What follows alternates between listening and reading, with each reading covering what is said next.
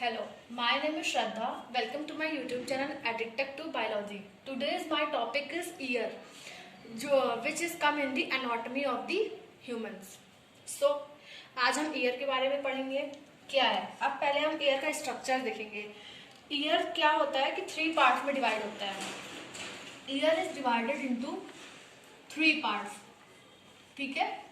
External part होता है, एक मिडिल पार्ट होता है और एक इंटरनल पार्ट होता है. ठीक. अब हम देखते हैं कि एक्सटर्नल पार्ट में क्या क्या आता है, मिडिल पार्ट में क्या क्या आता है और इंटरनल पार्ट में क्या क्या आता है. अब एक्सटर्नल पार्ट में क्या आता है, ये हमारा एक्सटर्नल पार्ट है. इतना ये क्या है, एक्सटर्नल पार्ट. ओके. और ये जितना आपको ग्रीन कलर का दिख रहा है, ये हमारा है middle part. That one is middle. और ये जितना आपको पिंक कलर का दिख रहा है, वो है इंटरनल पार्ट. ठीक है. ये है इंटरनल पार्ट. अब हम एक्सटर्नल पार्ट में नेमिंग करने हैं. नेमिंग पहले बहुत very important. My diagram is not much better, but ये समझने के लिए बहुत आसान तरीका है, ताकि हमें हर बोन की शेप समझ में आ सके और हम उसको अलग अलग विजुअलाइज कर सके. इस वजह से मैंने ऐसा डायग्राम बनाया है. बुक में ऐसा नहीं बना होगा, वो अपने आप कर लीजिएगा. That one is the ear pinna. ये क्या है हमारा ईयर पिन्ना, इसको बोलेंगे. ईयर पिन्ना बोलते हैं और ईयर ऑरिकल भी बोलते हैं. इसको ऑरिकल भी बोलते हैं. ऑरिकल क्यों बोलते हैं? बिकॉज इसमें ऑरिकुलर मसल्स प्रेजेंट होती हैं, इस वजह से इनको ऑरिकल बोलते हैं. लेकिन जो ऑरिकुलर मसल्स होती हैं, ये इसमें वेस्टिजियल होती है. वेस्टिजियल मतलब कि वो प्रेजेंट तो होती हैं, लेकिन उनका कोई भी वर्क नहीं होता है इसमें. ठीक है. अब हमने बहुत देखा होगा कि हमारे जो ईयर पिन्ना होते हैं वो एनिमल्स के मूव करते हैं, मतलब कि हिलते रहते हैं. जब हम कुत्ता देखते हैं तो उसके कान खड़े हो जाते हैं. लेकिन ऐसा कभी होता है कि इंसानों के भी कान खड़े हो जाते हैं आवाज़ सुनने से? ऐसा कभी नहीं होता है. ऐसा क्यों नहीं होता है? Because auricular muscles are absent, मतलब सॉरी वेस्टिजियल. अब एक कंडीशन होती है, लेकिन कुछ लोग होते हैं कि अपने कान हिला लेते हैं. अब वो कहेंगे कि भूत, लेकिन भूत नहीं होता है. उसको हम कहते हैं, हाँ, तो कुछ लोग अपने कान हिला लेते हैं, तो उस फिनोमिना को हम कहते हैं एटाविज्म, जो कि कान हिला लेते हैं. मतलब उस फिनोमिना को हम क्या कहते हैं? एटाविज्म. ठीक है. अब ये होगी ईयर पिन्ना की बात. ईयर पिन्ना आप लोग को वो जो बाहर से स्ट्रक्चर दिखता है, जिसमें हम कुंडल पहनते हैं या इयररिंग्स पहनते हैं, उसको हम ईयर पिन्ना कहते हैं. अब ईयर पिन्ना तो समझ में आ गया. अब ये एक्सटर्नल पार्ट का एक ये था ईयर पिन्ना, जो हमें बाहर से दिखता है. अब हम अंदर चलते हैं, तो ये हमारी क्या होती है? Auditory canal. ये क्या होती है? Auditory canal. That one is the auditory canal. ये क्या करती है कि ये ईयर पिन्ना पहले क्या करता है?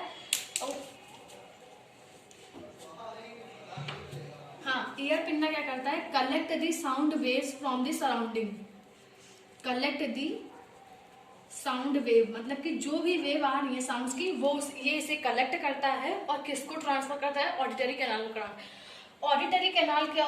ये एक ऑडिटरी कैनाल होती है जिसमें कि जो स्किन होती है उसके पास सेरेमिनस ग्लैंड होती है. इसकी जो स्किन की लेयर होती है, ये इसमें क्या होती है? सेरेमिनस ग्लैंड्स होती है. यहाँ पर सेरेमिनस ग्लैंड. अब सेरेमिनस ग्लैंड्स क्या करती है? सेर्यूमेन रिलीज करती है. सेर्यूमेन रिलीज करती है. सेर्यूमेन विच क्या होता है? वैक्स. हमारे जो ईयर होते हैं उसमें जो ब्लैक ब्लैक कलर का वैक्स होता है, ये जो ग्लैंड्स सिक्रीशन करती हैं, वो क्या करते हैं? डस्ट पार्टिकल को ट्रैप कर लेते हैं और वैक्स के फॉर्म में उसको कन्वर्ट कर देते हैं. तो cerumen is the wax which is present in the ear. Okay. अब हमने ये इसकी बात कर ली. एक्सटर्नल ईयर में ईयर पिन्ना आ गया, ऑडिटरी कैनाल आ गई, इसमें सेर्यूमेन ग्लैंड्स होती हैं. सेर्यूमेन इज द वैक्स, जो कि इसमें हेयर्स होते हैं, वो डस्ट पार्टिकल को ट्रैप कर लेते हैं और वो यहीं रुक जाता है. अब एक एक्सटर्नल पार्ट में और क्या आता है? ये जो दिख रहा है पर्पल कलर का, जिसमें लाइनिंग ड्रॉ है, ये होता है हमारा ear drum. That one is the ear drum. Ear drum को हम और क्या कहते हैं? पर्दा. कान का पर्दा. सबने सुना होगा, जिसको कहते हैं खोदने से कि कान बर्बाद हो जाता है या हम सुन नहीं पाते, अपनी सुनने की क्षमता खो बैठते हैं, वो यही है. अब ये आउटर मतलब कि इधर से किससे ढका हुआ होता है, मतलब कि इधर किससे प्रोटेक्टेड होता है, स्किन से प्रोटेक्टेड होता है। इधर तो ये स्किन से प्रोटेक्टेड होता है, और बट इधर तो इससे ये प्रोटेक्टेड किससे होता है, म्यूकस मेम्ब्रेन से प्रोटेक्टेड होता है। इधर ये म्यूकस, ताकि अगर हम लोग खुजली भी करें, अगर हम ज्यादा कस के खुजली कर देंगे तो ये स्किन भी फट जाएगी और ये ईयर ड्रम भी बर्बाद हो जाएगा। लेकिन अगर हम हल्की खुजली करेंगे तो ये रिपेयरेबल है, मतलब कि इसको डॉक्टर्स भी सही कर सकते हैं। लेकिन अगर ईयर ड्रम को एक बार कुछ हो गया तो वो कुछ नहीं कर सकता है, फिर मशीन ही लगवाएंगे। तो एक हमने ये बात कर ली। अब ये एक्सटर्नल ईयर खत्म। एक्सटर्नल ईयर में क्या क्या पार्ट्स थे हम देख लेते हैं। पिन्ना था जो बाहर से दिखता है, और क्या होती है, ऑडिटरी कैनाल होती है, और नेक्स्ट वन क्या था हमारा, ईयर ड्रम। ये इसके 3 पार्ट्स हो गए। ठीक है, अब हम मिडिल ईयर की बात करते हैं। मिडिल ईयर में क्या होती हैं, 3 ऑसिकल्स होती हैं, ईयर ऑसिकल्स जिन्हें कहते हैं। ये जो ग्रीन कलर की दिख रही हैं ये ईयर ऑसिकल्स होते हैं। इन्हें हम ऑसिकल क्यों कहते हैं, तो ऑसिकल इसलिए कहते हैं जो छोटी छोटी बोन होती हैं उन्हें हम ऑसिकल्स कहते हैं। ये हमारी बोन्स ही हैं, छोटी छोटी 3 बोन्स। मिडिल ईयर में खाली छोटी छोटी 3 बोन्स प्रेजेंट होती हैं। इन 3 बोन्स का अब हम नाम जान लेते हैं। पहली होती है मैलस। पहली क्या है, मैलस। यहाँ पर हम नेम मेंशन कर लेते हैं, ये हो गई मैलस। और दूसरी क्या होती है, ये होती है इनकस, और ये क्या होती है, स्टेप्स। ठीक है, ये 3 बोन्स होती है जिन्हें हम ईयर ऑसिकल्स कहते हैं। मिडिल ईयर में क्या आते हैं, ईयर ऑसिकल्स आते हैं। इसमें ईयर ऑसिकल्स आते हैं। एक होती है मैलस पहली, जो हैमर शेप्ड होती है, मतलब कि हथौड़े के आकार होती है। इनकस एनुअल शेप होती है, और स्टेपिड स्ट्रक शेप होती है, मतलब कि किस्त्री के आकार की होती है। इसमें एक हैंडल होता है और एक फ्लैट सरफेस होता है, मतलब कि प्रेस की तरह होती है, इसलिए इसको हम स्ट्रक शेप कहते हैं, स्टेपिस। ये 3 ईयर ऑसिकल्स हो गए, ये हमारे हियरिंग में वर्क करते हैं। ठीक है, अभी हम इनका फंक्शन बाद में देखेंगे। अब हम क्या करते हैं, इंटरनल ईयर की बात करते हैं। इंटरनल ईयर में ये पिंक पार्ट है, ये इंटरनल ईयर का पार्ट है। अब इंटरनल ईयर में क्या होते हैं, 3 सेमी सर्कुलर कैनाल्स होती हैं। 3 सेमी सर्कुलर, ये 1 that is 2 3 semi circular canals होती है। ये एक दूसरे के 90 डिग्री रिप्रेजेंट होती हैं। हमेशा ये 90 डिग्री पर ही होंगी। इसमें एक हर एक, अभी इसको हम थोड़ा जूम करके बनाएंगे तब आपको सही से ज़्यादा समझ में आएगा, लेकिन अभी इतना समझ लो कि ये 3 सेमी सर्कुलर कैनाल होती हैं जो कि 90 डिग्री पे आपस में प्रेजेंट होती हैं तीनों। ये हो गई इसकी ये। और ये क्या है, जो राउंडेड पार्ट है, ये इसको हम क्या कहते हैं, कॉक्लिया। क्या कहते हैं, कॉक्लिया कहते हैं। That one is the cochlea. Rounded structure है, इसको हम कॉक्लिया कहेंगे। कॉक्लिया को अभी हम मतलब फैला करके देखेंगे तब इसके अंदर की, इसमें बहुत सारे ऑर्गन्स प्रेजेंट होते हैं जो कि हमारे मतलब कि जो साउंड है उसके प्रोडक्शन में हेल्प करते हैं। ये हमारी जो होती हैं ऑडिटरी नर्व्स होती हैं, जो कि ये ब्रेन तक जाती हैं।